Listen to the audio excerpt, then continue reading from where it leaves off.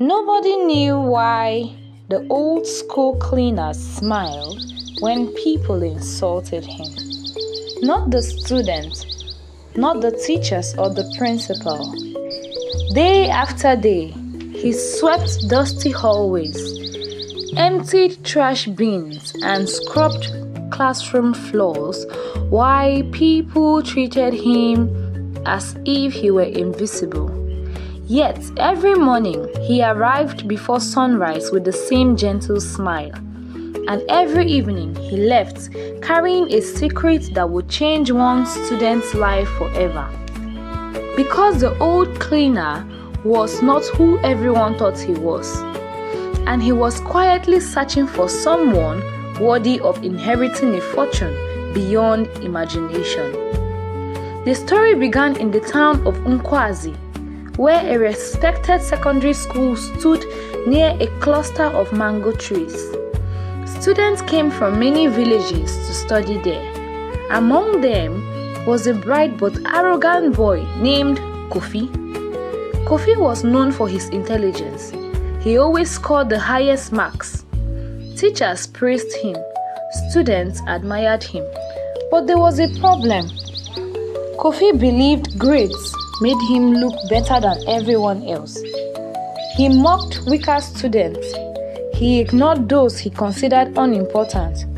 And he treated the school cleaner worse than anyone. The cleaner's name was Babatunde.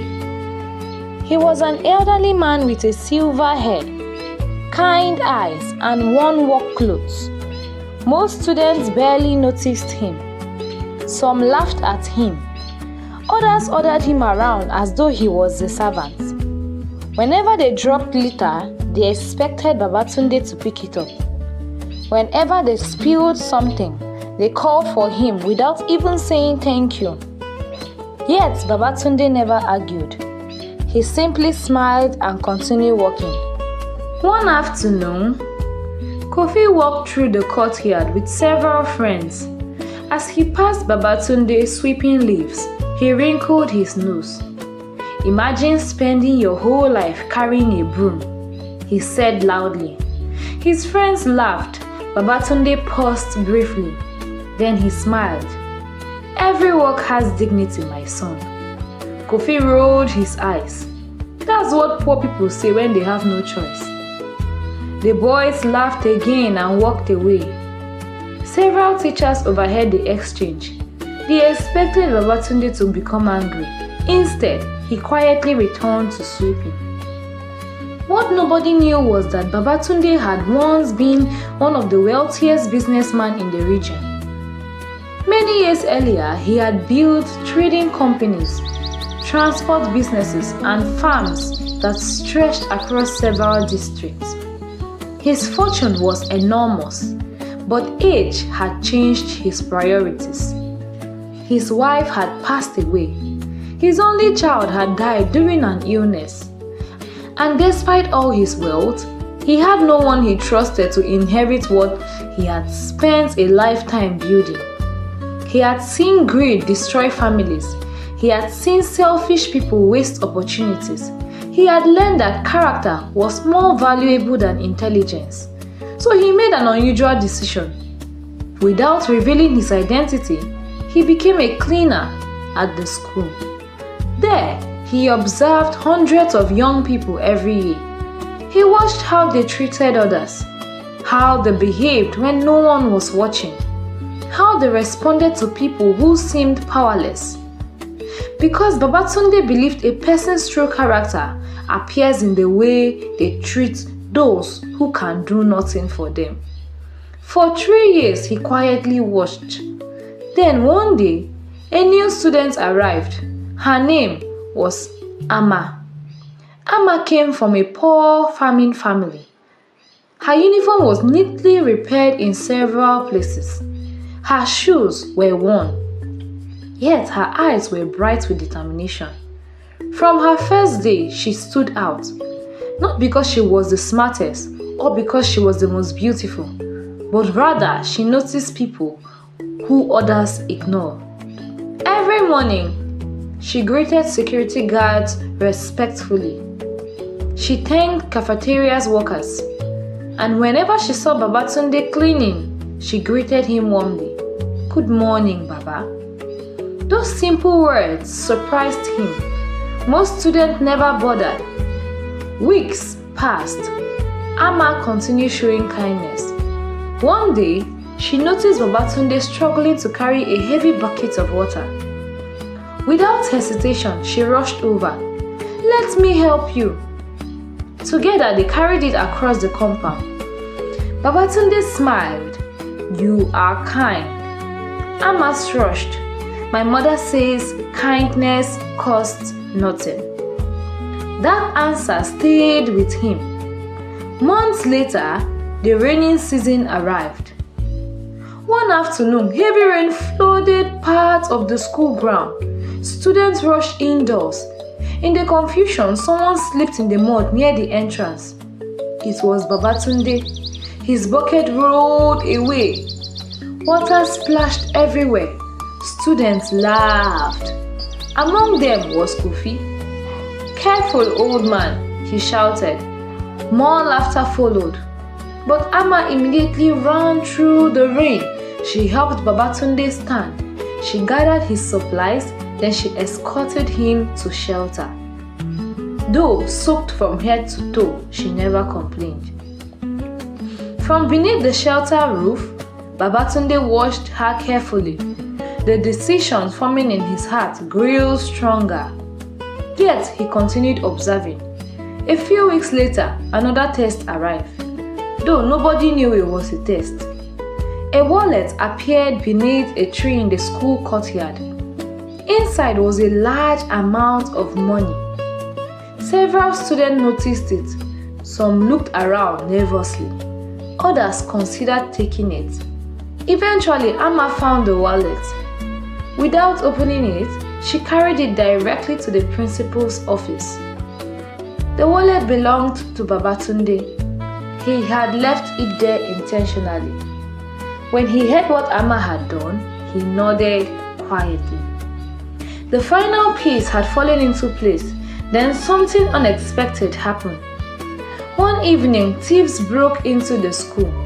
The watchman spotted suspicious figures moving through the administration building. An alarm spread through the compound. Several students living in the boarding house woke up. Panic erupted. During the confusion, a fire started in one storage room. Some quickly filled parts of the building. Students rushed outside. Teachers arrived. Everyone focused on escaping. Then someone realized Babatunde was missing. He had been cleaning inside when the fire began. Fear spread. The flames grew larger. Nobody wanted to enter. The smoke was too thick. The danger was too great. People shouted helplessly. Then Amma moved, ignoring warnings. She wrapped a wet cloth around her face and ran toward the building. Several adults tried to stop her. She refused. Moments later, she emerged, supporting Babatunde. The crowd erupted in relief. Both were coughing heavily, but they were alive. As Babatunde looked at the young girl who had risked her life for him, tears filled his eyes. He finally knew his search was over. The following week, an announcement spread throughout the town. Students, teachers, parents, and community leaders were invited to a special gathering at the school. Everyone wondered why. When the day arrived, the assembly hall overflowed with people. The principal stepped forward. Beside him stood Babatunde, but something was different. Instead of his work clothes, he wore an elegant traditional outfit. Murmurs filled the room. Confusion spread across the audience. The principal raised his hand for silence, then he revealed the truth. Gasps echoed throughout the hall. People learned that Babatunde was a wealthy businessman. They learned about his companies, his farms, his fortune, his search for a worthy heir. Students stared in disbelief. Teachers exchanged shocked glances. Kofi's face turned pale. Then Babatunde stepped forward. For several moments, the room remained silent. I spent years searching for someone who understood a simple truth, he said. Success without character is empty. His voice was calm but powerful. Many people respected intelligence. Many people admired talent. But I was searching for kindness. The hall became completely still. Babatunde turned toward Amma. Tears filled her eye. He smiled warmly. You treated me with dignity when others mocked me. The audience listened quietly. You helped me when no one was watching. He paused. You returned what was not yours. Another pause. And you risked your life to save mine. Amma could barely breathe. Then Babatunde announced he would fund her education through university. He would mentor her personally, and one day she would inherit the majority of his businesses and fortune. The hall exploded with shock. Some students stared in disbelief. Others lowered their heads in shame. Kofi felt his stomach tighten. For the first time, he understood how wrong he had been. Not because an opportunity was lost, rather because he had judged someone's worth by their appearance. After the gathering, Kofi approached Babatunde, his voice trembling. I am sorry. The old man studied him carefully. Have you learned something? Kofi nodded. Yes. Babatunde smiled. Then the lesson was not wasted. Years passed. Amma grew into a respectful leader, and she was respected by all. She expanded Babatunde's business and created scholarships for poor students. She built libraries in rural communities, and wherever she went, she never forgot the lesson that changed her life.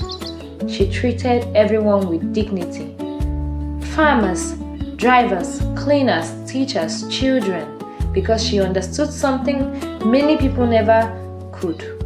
Greatness is not measured by wealth, status, or power. It is measured by how you treat people and when you have nothing to gain from them. And so, the elders say, the hand that lifts another person today may be the hand that opens your future tomorrow. Never look down on someone because of their position, for true worth is hidden in character, and the greatest treasure often wear the simplest clothes. Follow Nara Tales for more inspiring